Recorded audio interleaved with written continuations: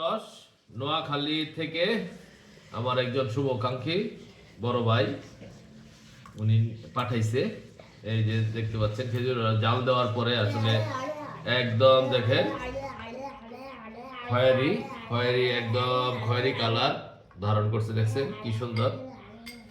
তো একদম গুড়ের মতো মনে হয়। হ্যাঁ, তো আমরা আসলে খেজুরের রসটা আসলে দেখতে কত সুন্দর দেখেন, আসলে জাল ছাড়া খাওয়া ঠিকও না, এই জন্য আমরা জাল করে নিছি। একদিন ডাল করছি যখন খাচ্ছি আজকে খিচুড়ি বানাচ্ছি। আল্লাহর দেখেন কি সুন্দর সৃষ্টি। এই যে খেজুরের রস এক গ্লাস আমরা খাবো, এটার স্বাদটা আসলে আমি খাবো। সেই স্বাদ সেই। সিটসা আসলে আসলে ইফাত, এই যে ইফাত আসছে খাওয়ার জন্য। আমাকে দেখো। ডান হাত দিয়া হ্যাঁ, ডান হাত দিয়া খাও। একটু পয়সা খাইতে হয় যে, দেখো কত একটু খাও একটু খাও। খাবো।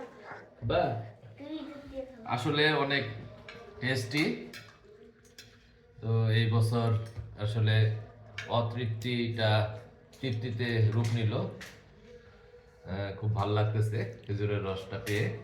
ধন্যবাদ জাভেদ ভাই, আপনার বাবা মাকে সালাম দিবেন, কারণ আপনার বাবা মার কারণে আসলে খেজুরের রসটা আজকে আমরা খাইতে পারতেছি। তো ধন্যবাদ আঙ্কেল আন্টিকে, বিশেষ করে জাভেদ ভাইকে, আপনি মনে রাখছিলেন। আপনার এই মনে রাখার জন্য আসলে খেজুরের রসটা আমরা এখন আজকে খাইতে পারতেছি পরিবারের সবাইকে নিয়ে।